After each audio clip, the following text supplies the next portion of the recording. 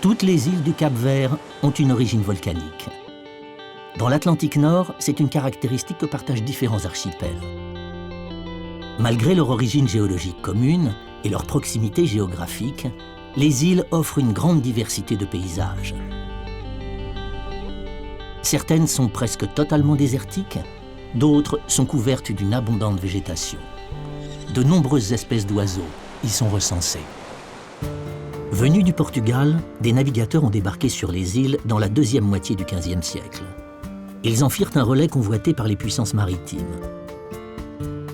Sur des céramiques, les azulejos, on raconte comment les échanges transatlantiques enrichirent la colonie portugaise. Le leader indépendantiste Amilcar Cabral sera assassiné en 1973, 2 ans avant l'indépendance. Les habitants du Cap-Vert proviennent du métissage des colons portugais et des Africains venus du continent. L'archipel compte un demi-million d'habitants.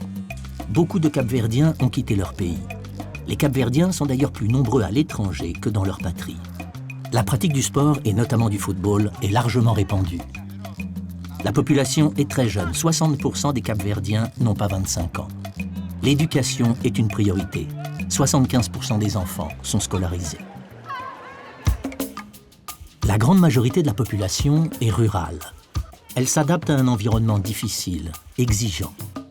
Avec des moyens souvent limités, l'habitat provisoire devient parfois définitif. Dans les agglomérations, les vestiges de la période coloniale restent bien visibles. L'architecture moderne montre que le pays est le moins pauvre de l'Ouest africain. Une grande chanteuse a beaucoup fait pour le rayonnement international du pays. Elle repose aujourd'hui dans sa terre natale. L'influence culturelle de Cesaria Evora est très importante, et pas seulement au Cap-Vert.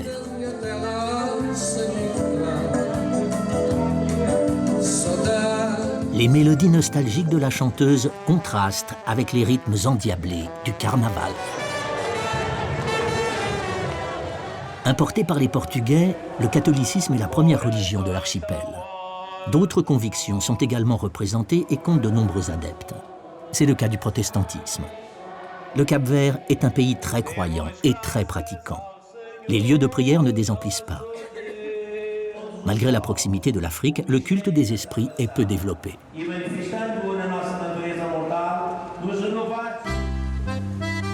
Les fortes pentes compliquent l'agriculture sur des terres dont la moitié sont incultes.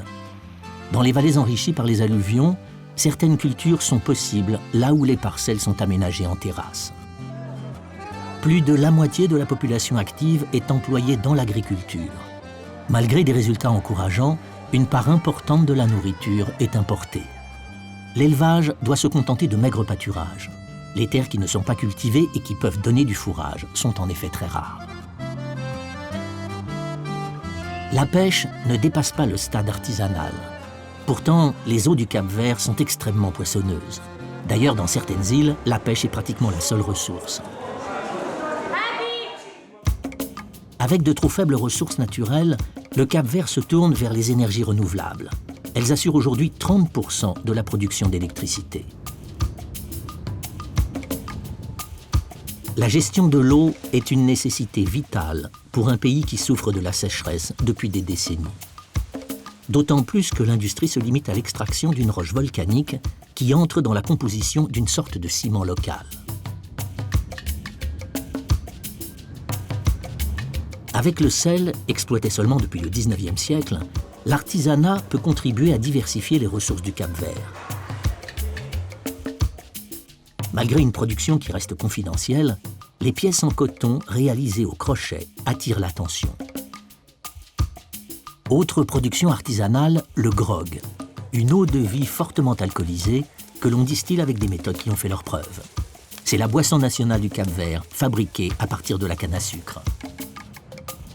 Les équipements portuaires sont le meilleur atout pour le développement économique du Cap-Vert. D'autant plus que le réseau de routes asphaltées commence à peine à se mettre en place. Quand elles existent, les routes sont pavées de roches volcaniques. La plupart des îles ont un aéroport et 4 d'entre elles accueillent des vols internationaux. Les communications électroniques se développent comme partout. Le réseau de téléphonie mobile couvre en principe toutes les îles et tâche de se fondre au paysage. Entre les îles, les liaisons maritimes sont vitales, notamment pour le tourisme en plein démarrage. En dehors des sentiers battus, le Cap-Vert dispose de vrais arguments pour attirer les visiteurs.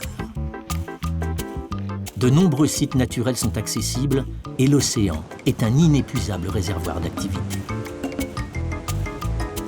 Grâce à 3000 heures d'ensoleillement par an, le tourisme est devenu le principal moteur de la croissance au Cap-Vert. En 10 ans, le secteur a progressé 6 fois plus vite que l'économie nationale. Pour l'archipel créole, l'horizon est ouvert. Au sud de l'archipel, Santiago est la plus vaste des îles du Cap-Vert. Depuis le milieu du XIXe siècle, c'est là qu'est établie la capitale du pays. La ville de Praia est la plus peuplée des localités capverdiennes. La capitale a connu une croissance démographique spectaculaire. Aujourd'hui, Praia regroupe le quart de la population nationale. Hormis les bâtiments administratifs, la cité a conservé d'élégants témoignages de l'architecture coloniale, notamment religieuse. L'Église catholique a marqué son soutien au Cap-Vert, qui a connu un régime marxiste. Le pape Jean-Paul II est venu le rappeler en 1990. Le port de Praia a longtemps été clandestin, une façon de ne pas payer les droits de douane sur les marchandises. Aujourd'hui, une bonne part de l'activité portuaire est assurée par les pêcheurs. Les eaux de l'océan sont riches et quelques belles prises se font remarquer sur les quais. Malgré la taille de certaines espèces, concurrencer la pêche industrielle n'est pas possible. Un chalutier géant peut prendre en un seul voyage les poissons que des milliers d'artisans pêcheurs mettront une année à capturer. Un déséquilibre qui menace la pêche au Cap-Vert.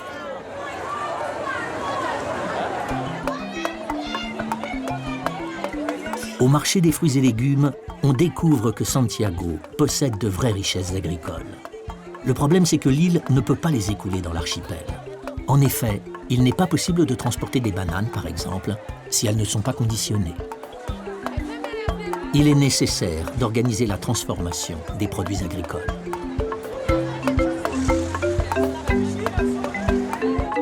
Au marché de Sucupira, la plupart des marchandises proposées sont non périssables. Les productions textiles sont des produits finis, même si quelques transformations sont apportées sur place. Les étals du marché débordent de marchandises variées. Il ne faut pourtant pas oublier que le Cap-Vert a longtemps été un des pays les plus pauvres de la planète. L'alimentation des enfants est toujours surveillée. Soigneusement enfariné et passé à la friture, un poisson fait l'unanimité auprès des passants. C'est une spécialité locale que l'on mange sur le pouce. C'est de la murène de Santiago. C'est la meilleure murène du Cap-Vert. De nombreux habitants des autres îles sont venus s'installer à Praia. L'exode rural explique aussi le rapide développement de la capitale.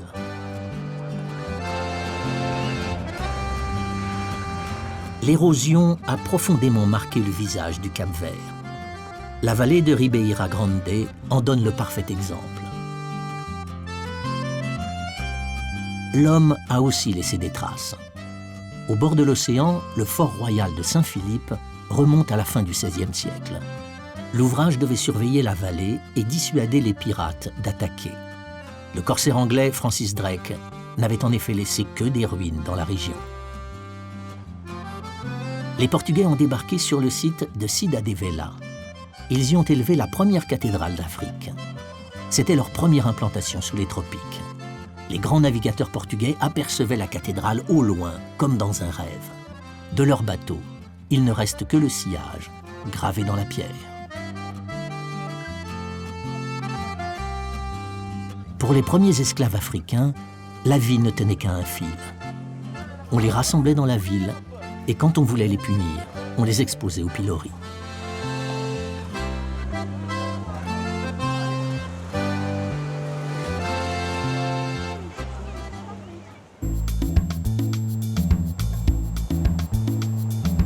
La priorité absolue du Cap-Vert est d'entretenir les plantations. Les végétaux enrichissent la terre de matière organique, mais surtout, ils la fixent avec leurs racines. Ils l'empêchent d'être emportés le long des pentes. C'est la seule façon d'espérer cultiver les sols. Lorsque les conditions sont réunies, la terre du Cap-Vert peut produire des espèces très profitables, comme le papayer, le bananier et plus encore, la canne à sucre. La canne à sucre prospère sur les sols volcaniques. Mais il lui faut beaucoup d'eau et toutes les îles n'en ont pas. Sans relief suffisamment élevé, les nuages ne se forment pas et la pluie ne tombe jamais. Certains végétaux, néanmoins, s'en tirent bien. Là, on est vraiment au pied d'un des arbres, d'un des baobabs les plus vieux du Cap-Vert. Le baobab est un arbre typique de l'Afrique tropicale sèche. Son bois mou est inexploitable, mais il a la propriété de stocker l'eau du sol. Au Cap-Vert, la canne à sucre ne connaît pas un rendement suffisant pour produire du sucre. On l'exploite en revanche pour fabriquer le grog, le rhum local. Ici, nous mettons de l'eau et le jus de la canne à sucre. Nous utilisons l'alambic pour distiller le mélange par ébullition. Le gaz se condense et c'est là que nous récoltons le liquide, dans un grand baril. Une valeur sûre du terroir capverdien. Les campagnes fournissent de maigres moyens de subsistance, mais ils sont indispensables. Les petits paysans fréquentent le marché d'Assomada pour vendre leurs produits. Ils s'y procurent aussi les biens de première nécessité.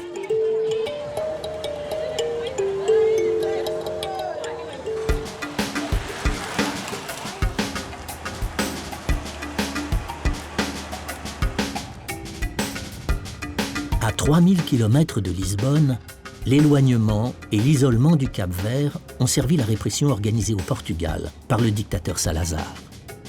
Au nord de Santiago a été construit le camp de concentration de Tarrafal. Les prisonniers politiques y subissaient les traitements directement inspirés par la Gestapo allemande.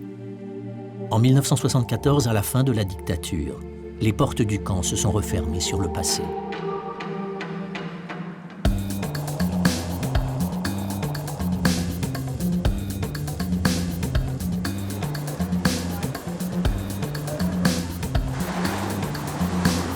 Les vagues de l'océan Atlantique imposent le respect. Les conditions aujourd'hui sont bonnes. Le spot ici est un bon spot, avec de bonnes vagues. Pour nous, c'est bon qu'il soit comme ça, pas connu. Ainsi, on est tranquille. Il n'y a pas beaucoup de monde. Ça marche bien. Plusieurs spots font du Cap-Vert une destination appréciée des surfeurs. L'opposition aux colonisateurs a pris des formes multiples. Au nord-ouest de Santiago, les rabelados, les rebelles, ont pacifiquement résisté à l'Église catholique qui interdisait leurs pratiques animistes. Ils se considèrent en effet comme des Africains, non comme des métis. Les rabelados s'ouvrent petit à petit au monde extérieur, après l'avoir longtemps refusé. Avant, nous étions tous catholiques, mais dans les années 1940, la communauté s'est divisée et nous sommes devenus les rebelles. Notre particularité, nous n'utilisons que des choses naturelles. Des bougies, des lampes à pétrole, pas d'électricité. Nous faisons confiance à la lumière de Dieu.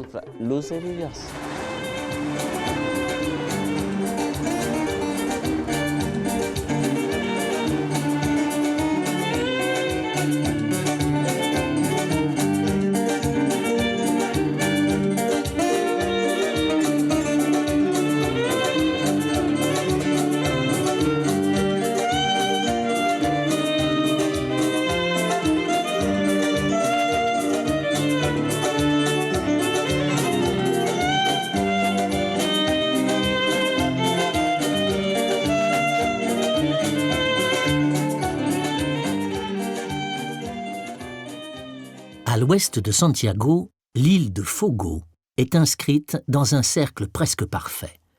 Elle doit son nom au feu, fogo en portugais. C'est le feu du Pico do Fogo, le volcan qui la domine à plus de 2800 mètres. Sur la côte occidentale apparaît la ville principale de l'île, São Filipe. La localité possède un patrimoine architectural de différentes époques qui révèle une certaine prospérité. En effet, à aucun moment de son histoire, l'île de Fogo n'a manqué de ressources. Avec leurs gracieux balcons, les sobrados, les belles maisons coloniales le confirment.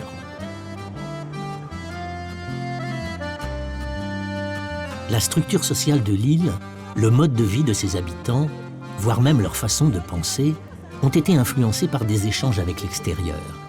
Beaucoup de Cap-Verdiens ont émigré vers les États-Unis, mais sont restés en contact avec leur île natale. Certains sont même revenus avec un important pouvoir d'achat. Au XIXe siècle, les baleiniers américains faisaient escale ici et engageaient de la main-d'œuvre. Les émigrants se sont embarqués au large des plages de sable noir.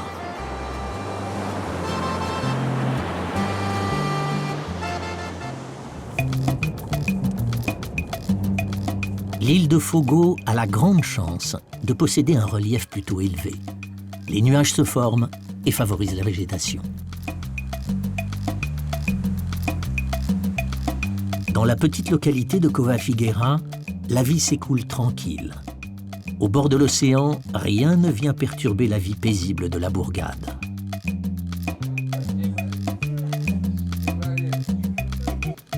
Une des rares attractions, les belles voitures de sport américaines, dont les propriétaires ont visiblement réussi aux États-Unis. Avec leur belle demeure, ils affichent un train de vie qui dénote au Cap-Vert.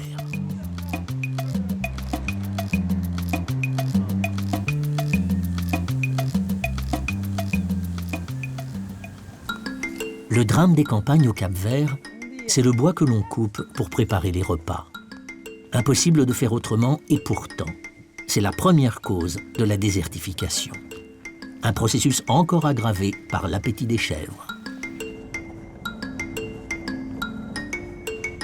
Les anciennes coulées de lave sont bien visibles sur les flancs du volcan. Les coulées atteignent l'océan à une vitesse qui dépend de la température de la lave. Plus la température est élevée, plus la lave est fluide et plus vite elle descend. Rien ne peut arrêter une coulée de lave, même si elle progresse lentement. Le volcan fournit le matériau pour construire les maisons. Le monstre semble tolérer la présence des humains à ses pieds.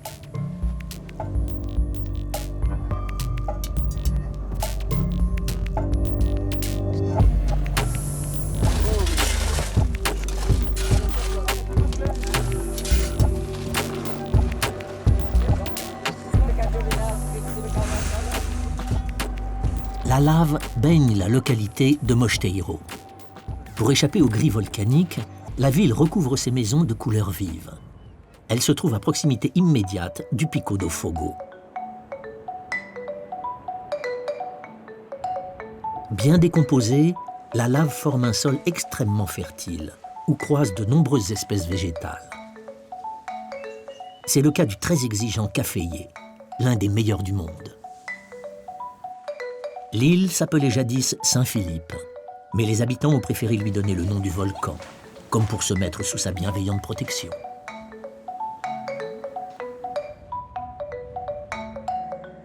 La végétation se raréfie quand on s'approche du point culminant du Cap-Vert. Avec sa forme conique caractéristique, le Pico do Fogo est un stratovolcan. Cela signifie que la lave s'y accumule en strates, en couches successives à chaque éruption.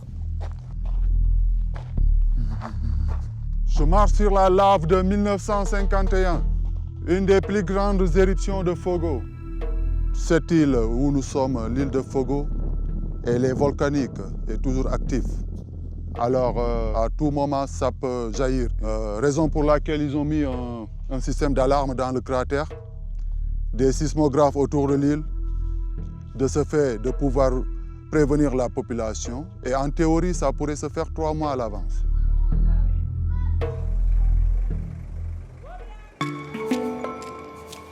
« 9 kilomètres. C'est le diamètre de l'immense caldeira dans laquelle se dresse le Pico do Fogo. La caldeira est le reste d'un ancien cône volcanique effondré. Les sols fertiles sont cultivés par la population de Chadas Calderas. Dans le hameau, la plupart des habitants portent un même nom, Montronte.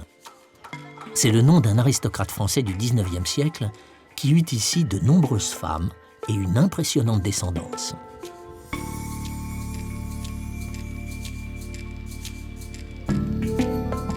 On peut escalader le volcan, mais on peut aussi dévaler la pente en courant dans les scories. La lave très chaude se fige en dessinant des rides, une source d'inspiration pour les artistes. La vigne aurait été acclimatée dans la caldeira par l'incontournable Montronte. Elle produit le manécone, un vin de lave réputé. Par temps clair, le volcan est visible de partout au Cap-Vert.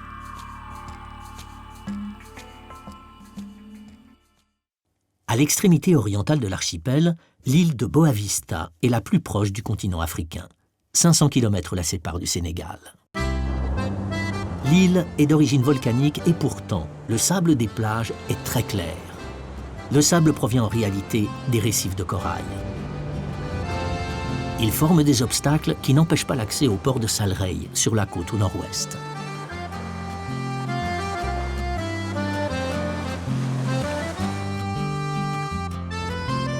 La proximité de Boa Vista avec l'Afrique lui a permis de développer des activités commerciales très anciennes.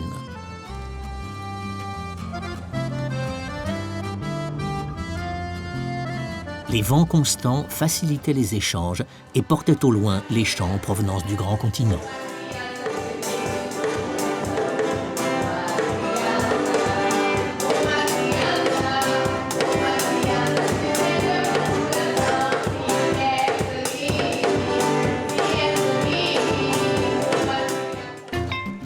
Les influences africaines sont évidentes au Cap-Vert.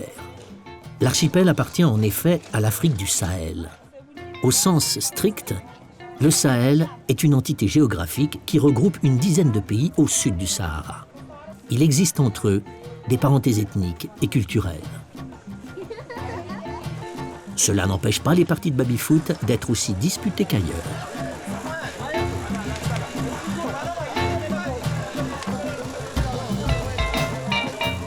Le climat est sec et le système de distribution d'eau potable est souvent sommaire.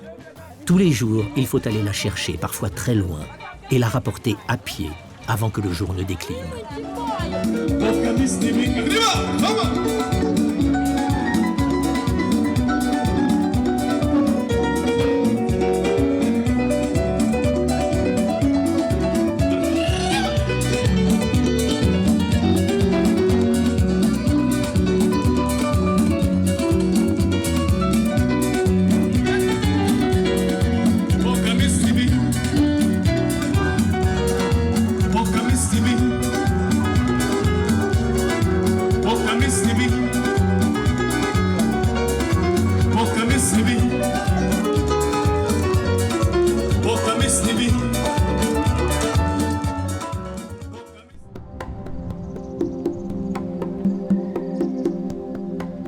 Le sable du désert de Viana est caractéristique de la région du Sahel, en Afrique. Il s'infiltre partout et recouvre tout. Dans un environnement hostile, certaines espèces végétales doivent céder la place. D'autres, en modifiant leurs feuilles ou leurs racines, réussissent à s'adapter. On plante des obstacles comme les arbres, qui freinent la progression du sable. En effet, c'est le vent qui emporte le sable. Pour s'y opposer, les colons ont planté des acacias. Mais l'arbre a conquis le sol, au détriment des espèces endémiques.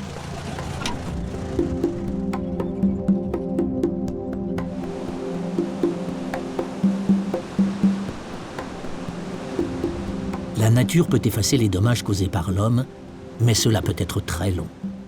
Ainsi, le Cabo Santa Maria est échoué depuis 1968. Les habitants ont récupéré l'essentiel, le sel marin se charge du reste.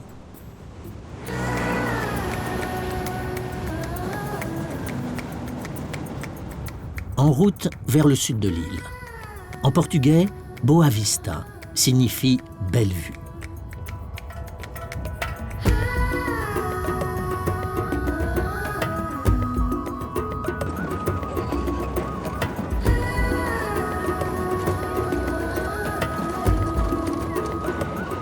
Juaon Galegu est une petite localité située à l'intérieur des terres.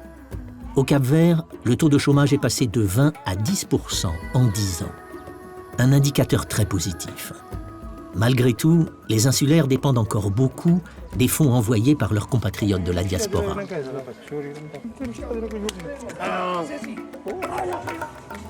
À eux seuls, les expatriés envoient presque la moitié de l'aide extérieure qui est apportée chaque année au pays. L'artisanat est un atout pour l'économie et pour l'emploi au Cap-Vert. Chacun peut y exprimer sa sensibilité et son savoir-faire. L'artisanat contribue même à faire passer des messages écologiques. C'est important de sensibiliser les gens sur la disparition des tortues à Boa Vista. C'est une des raisons pour lesquelles je sculpte des tortues. Les tortues marines ont quasiment disparu sur les autres îles du Cap-Vert. Sur la côte, on atteint le point le plus proche de l'Afrique, au phare de Morro Negro. Les sensations sont extrêmes. Surtout pour la nature. Pour moi, c'est une des choses que j'aime plus. Et pour le vent. On recule ses limites, on repousse les frontières au loin. Direction est, on a la côte de Mauritanie et Sénégal.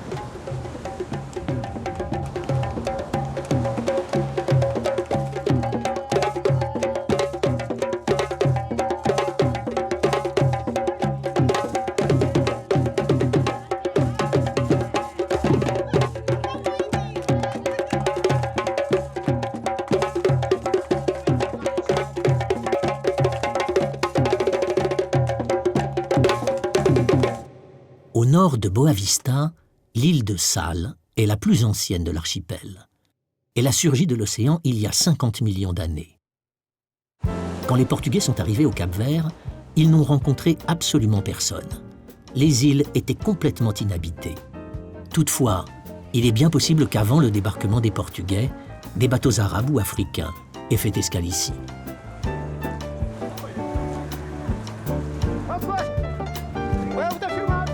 La présence de courants et la profondeur de l'eau sont favorables à la pêche, même avec des moyens limités.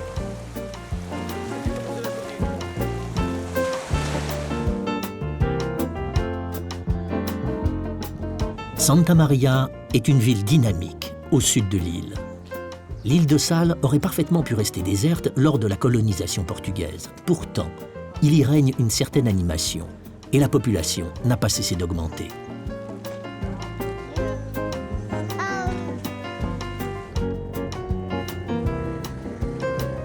L'île s'est ouverte aux influences extérieures tout en développant sa propre personnalité.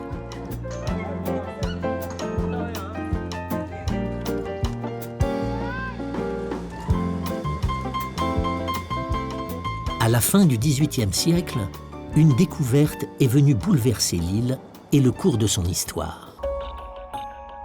Dans un milieu complètement dépourvu de relief, sur le site lunaire de Pedralum, on a découvert un important gisement de sel. L'île de Sal doit d'ailleurs son nom aux salines qui ont fait sa réputation. Au début du XXe siècle, des Français ont poursuivi l'exploitation du site, nettement ralenti aujourd'hui. Pascal Laborde connaît bien l'histoire des salines. Nous sommes dans les salines de Pedralum, lesquelles salines sont un lieu assez exceptionnel du fait qu'on se trouve dans le cratère d'un volcan. Donc vous pouvez très bien voir la marque du volcan ici. Alors c'est un phénomène unique au monde. Notre île est une des plus anciennes de l'archipel, donc c'est l'érosion qui l'a aplanie. Et on suppose que c'est l'eau de mer qui serait rentrée dans la bouche du volcan, qui aurait fait une saline naturelle ici au fil du temps. Plusieurs fois on a été recouvert par la mer. La concentration de sel est très forte dans l'eau retenue au milieu du cratère, au point que l'on y flotte sans difficulté. Alors à partir de 1900, ce sont les Français qui ont racheté la concession aux Portugais qui utilisaient la saline ici. Et à partir de ce moment, ils ont industrialisé l'endroit et ils ont commencé à vraiment extraire le sel en grande quantité. Pour preuve, ils faisaient à peu près 40 tonnes de sel par mois qui étaient exportées un peu partout, au Brésil, en Afrique et en Europe aussi pour certains bateaux. À l'époque, les Portugais remontaient le sel à dos d'âne pour l'amener au petit port qui est un peu plus bas, tandis que les Français, eux, ont construit un téléphérique. Tous les portiques que vous pouvez voir ici et tout le fonctionnement du téléphérique était fait c'est avec du bois qu'on a ramené de France, parce qu'ici, il n'y a pas de bois sur notre île. Et donc, tout ce bois que vous voyez, c'est du mélèze qui vient de Savoie. Sur la côte ouest de l'île, rien ne vient déranger la quiétude du village de Palmera. Les habitants du Cap-Vert apprennent le français et l'anglais à l'école, mais la langue officielle est celle des anciens colons, le portugais. Toutefois, pour la plupart des Cap-Verdiens, la langue maternelle est le créole. C'est la langue locale, qui connaît de nombreuses variantes d'une île à l'autre. Le créole trouve son origine dans la langue que les maîtres parlaient avec les esclaves. Sur la côte, de gros coquillages, les lambis, s'accumulent. On les brise pour les transformer en une poudre calcaire. Elle sera utilisée pour apporter un complément à la terre volcanique. La roche volcanique de Buracona résiste farouchement à l'océan. L'eau creuse des cavités où la lumière réussit parfois à pénétrer. Sous un certain angle, les rayons du soleil éclairent le fond de l'œil bleu.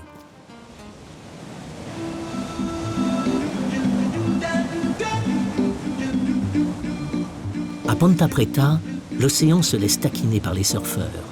Le spot est connu dans le monde entier.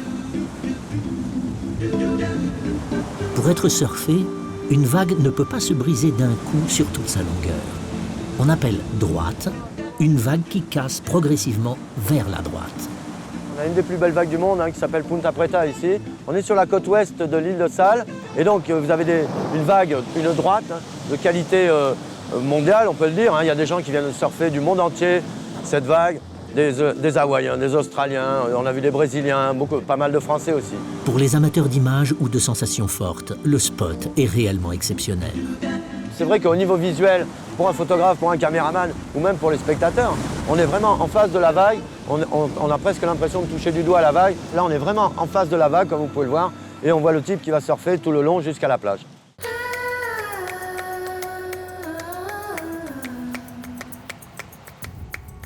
Des cerfs-volants dans les dunes? Non. Ponta Preta est aussi le paradis du kitesurf, une planche tirée par une voile. L'endroit jouit d'une réputation internationale.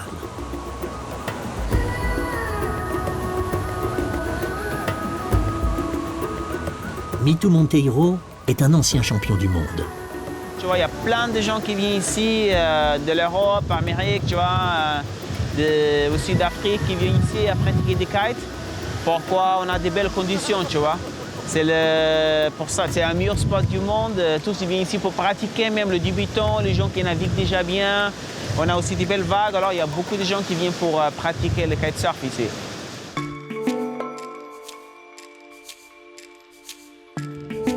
Parfaitement plate, l'île portait jadis le nom portugais de Lana, qui signifie plaine. Et sur cette plaine, il n'est pas rare d'apercevoir des mirages. Les vaches sont bien réelles, mais plus loin, la chaleur provoque des phénomènes optiques étonnants.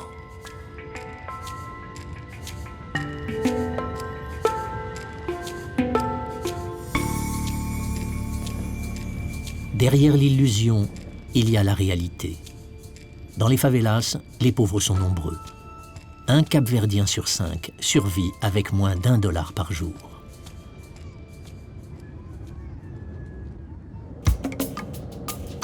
Espargos est la localité principale sur l'île de Sal.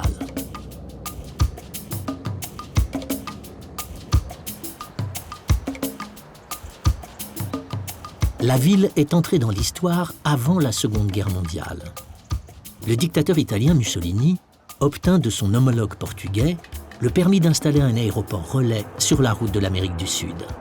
L'aéroport existe toujours.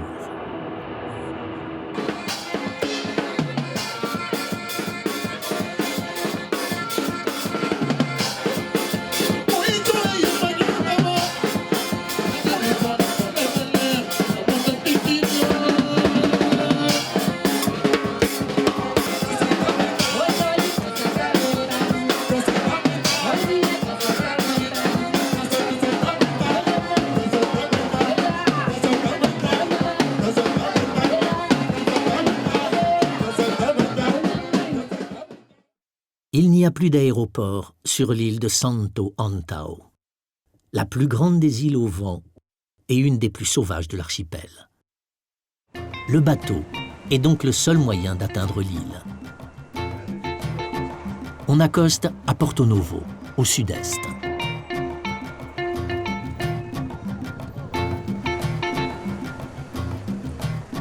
Le ferry est un lien vital pour l'île et pour ses petits commerces.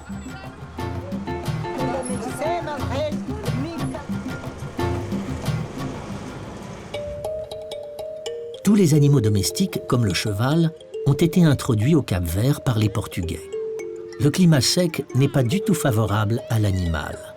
Pourtant, à Santo Antão, le cheval peut parfaitement s'intégrer à l'environnement. Il s'adapte à tous les terrains et ne craint pas les conditions difficiles. Il appartient à la tradition de l'île.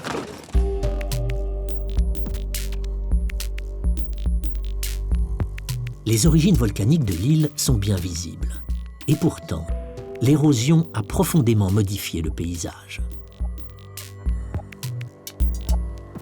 L'île s'est tournée vers l'agriculture au prix de travaux titanesques. Sur les versants bien exposés, on a taillé des terrasses afin de rendre possibles les cultures. Ici, le Cap-Vert ne connaît pas la sécheresse. Les sommets de l'île entraînent la création de nuages qui libèrent une pluie bénie. L'ancien cratère de Cova est un vaste champ cultivé.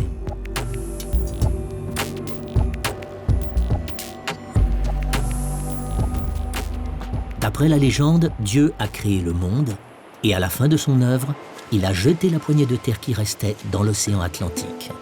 Ainsi seraient nées les îles du Cap-Vert. Les premières observations scientifiques des roches volcaniques de l'archipel ont été faites dans la première moitié du XIXe siècle par un jeune Anglais de 22 ans. Plus tard, il révolutionnera la biologie. Il s'appelait Charles Darwin.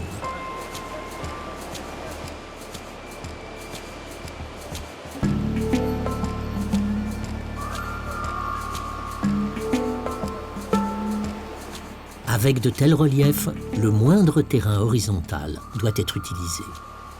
Et avec un peu d'imagination, on trouve même l'espace nécessaire à l'aménagement d'un terrain de football.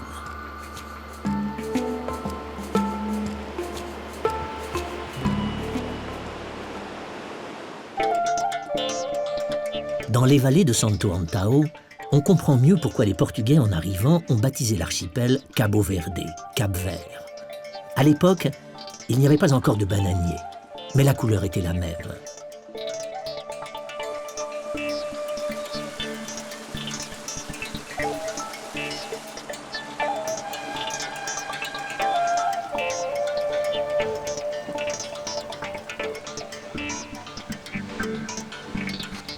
L'étroitesse des vallées et la forte déclivité ne facilitent pas la tâche des agriculteurs de Santo Antão. La mécanisation est exclue et les rendements sont faibles quand la récolte de la canne à sucre doit se faire à la main.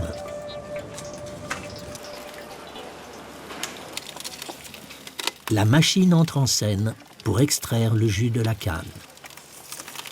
Mais l'énergie reste animale. C'est le chemin le plus court pour passer du jus de canne au grog.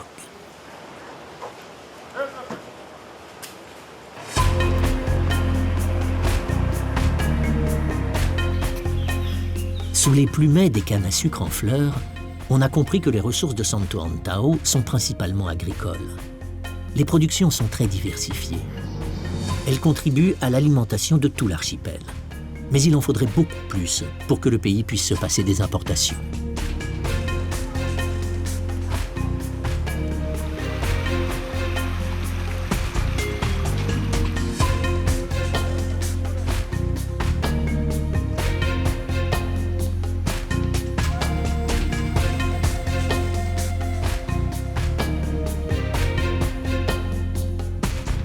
La route sera longue avant que le Cap-Vert n'améliore sensiblement le revenu par habitant.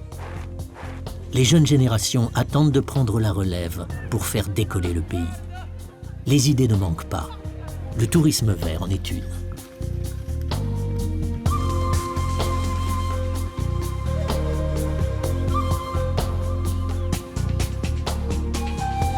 Mais tant que le bois restera le seul combustible, la nature sera en péril et le développement en sursis.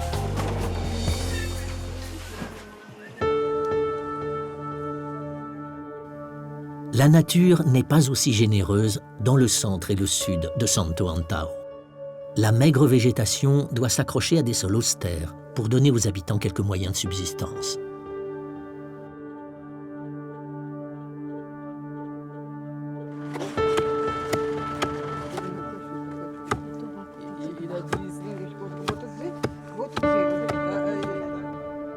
Quand la végétation est absente, la roche se retrouve à nu, décapée par l'érosion. La mince couche de terre a été lessivée, et à quelques exceptions près, la vie semble avoir déserté le paysage. Pourtant, elle n'a pas dit son dernier mot.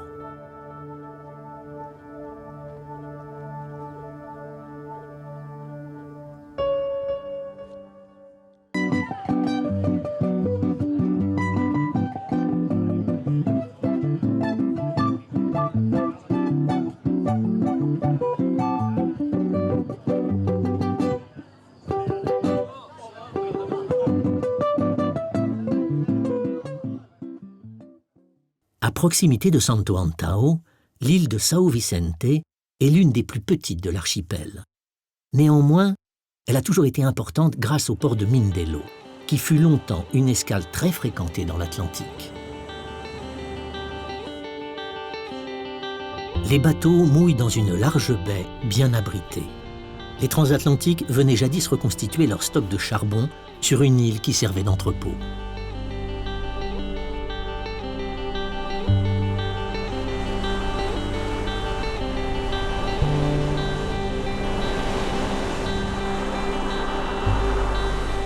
São Vicente fut l'une des dernières îles de l'archipel découvertes par les navigateurs portugais, comme Diogo Afonso. Pendant plus de 3 siècles, l'île resta inhabitée. Et puis la situation évolua et Mindelo se dota d'un patrimoine architectural digne d'intérêt. La ville s'enrichit et la vie y devint fort agréable.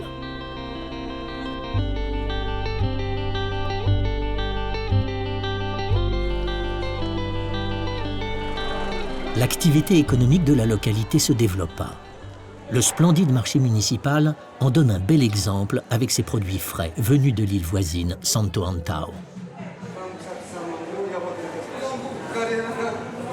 La population accueillait les voyageurs du monde entier qui faisaient escale ici.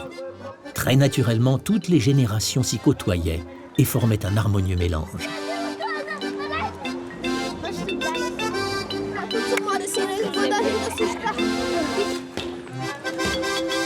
En peu de temps, la ville de Mindelo tout entière est devenue l'endroit où se mêlent influences et inspirations multiples.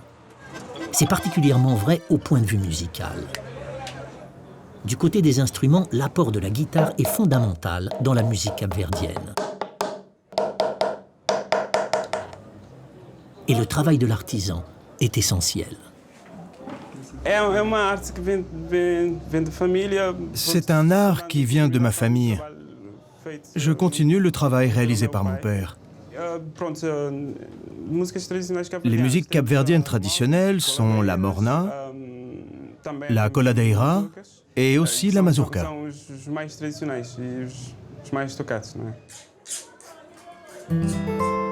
La musique imprègne le travail de nombreux artistes à Mindelo. Quel que soit leur support et leur mode d'expression, les créateurs abondent dans la ville où Cesaria Évora est née et où elle est morte. Même s'ils ont pris le large, les artistes sont attachés à leur île par un lien invisible.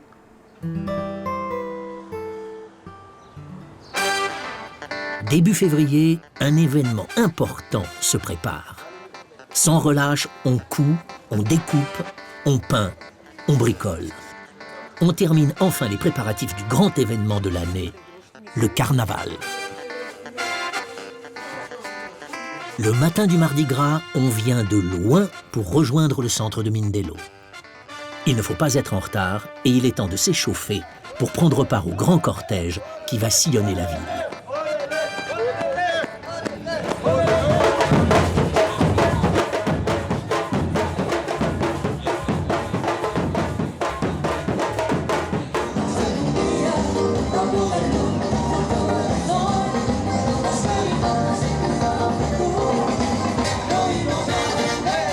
Chacun tient sa place et son rang.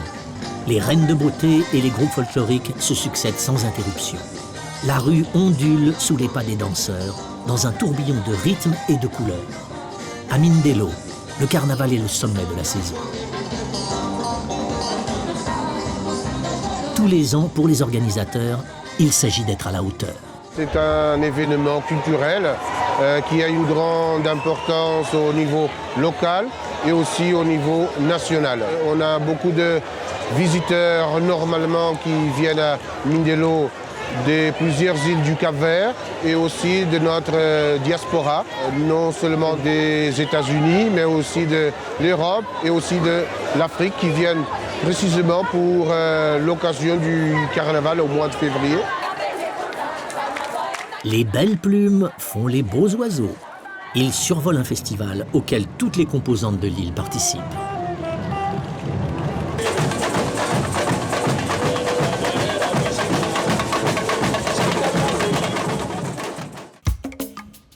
São Vicente n'est pas la plus colorée des îles du Cap-Vert. Le ciel, l'océan, le sable et la roche, une fois encore volcanique, sont les seuls pourvoyeurs de couleurs sur une île extrêmement aride.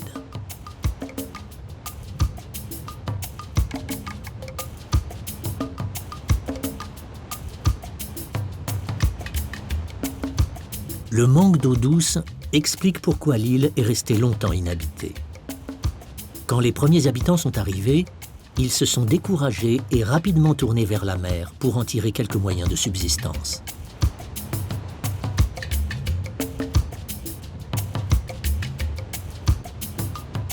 La pêche est toujours la principale ressource de São Vicente. La réparation des filets intéresse peu les petits garçons. Ils sont tous persuadés de devenir un jour une star dans leur sport favori.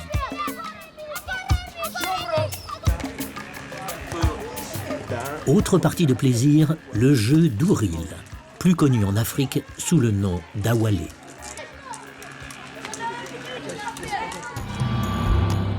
Dans l'ombre du volcan Callao, on a réussi à mettre de la couleur sur la terre pelée. Une sorte d'oasis irréelle qui rend hommage à l'acharnement des agriculteurs.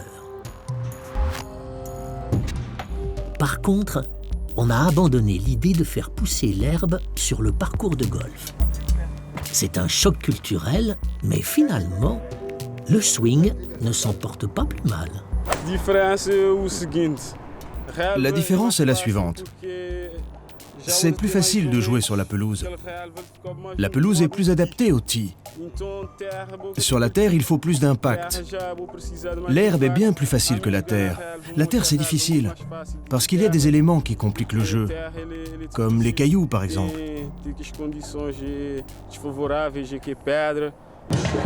Tous les quartiers de Mindelo sont représentés dans le défilé du carnaval. Pour les peuples qui ont connu l'esclavage, le carnaval prend une dimension différente. C'est l'occasion d'inverser les rôles, de changer le cours des choses, de réécrire l'histoire. Le carnaval, c'est la victoire de ceux qui n'ont pas eu d'histoire. On prend sa revanche sur le passé et on fonde une communauté de pensée.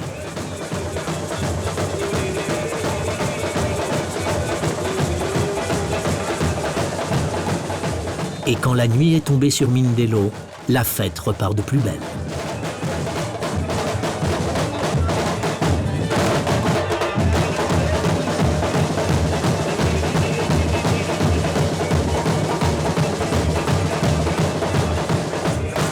Le Cap-Vert peut compter sur l'énergie de son peuple. Il peut tabler sur les profondes racines de sa culture et sur l'héritage de ses ancêtres.